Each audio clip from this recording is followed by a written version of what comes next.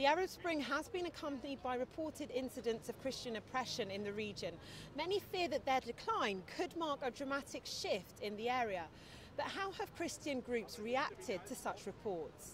According to a survey list released by Open Doors, a Christian charity, Christians are experiencing tougher conditions in Arab Spring countries. Catholic Voices representative Peter Smith describes his reaction to the news. It's really disturbing that so many Christians have been forced out of their homes in the Middle East. There's a lot of domestic and cross-border migration.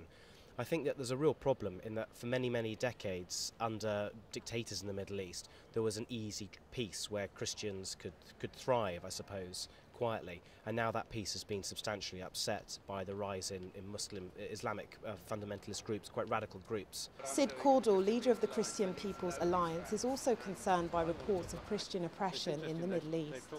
We have a situation where I've been reading only today of large numbers of Christian girls who are being actually kidnapped in Egypt and forcibly married to Muslim men in order to make them Muslims, to force them to be Muslims.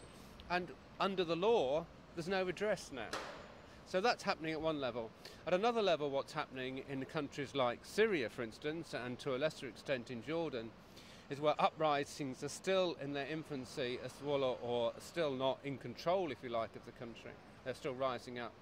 In those countries, Christians are being treated to incredible persecution for not supporting the Islamic uprising.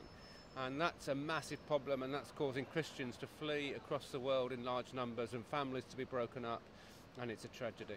Indeed, there are those who believe that more should be done to highlight reports of Christian oppression. I think that there needs to be a considerable degree of political pressure, actually. So writing to peers and to MPs, in particular members of Parliament, I think a lot of people could do that. And then MPs will speak about this in the House of Commons and they'll put pressure on the government to move with the international community towards protecting minority rights in the Middle East. I think people probably have spoken loudest with their pound in their pocket by donating towards refugee services and things like that. But hopefully political pressure will grow.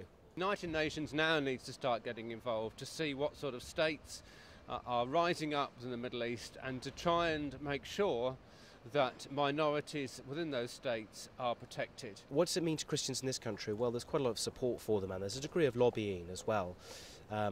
Peers like David Alton have spoken about this in Parliament, but I think this is something that needs to be highlighted more in the press.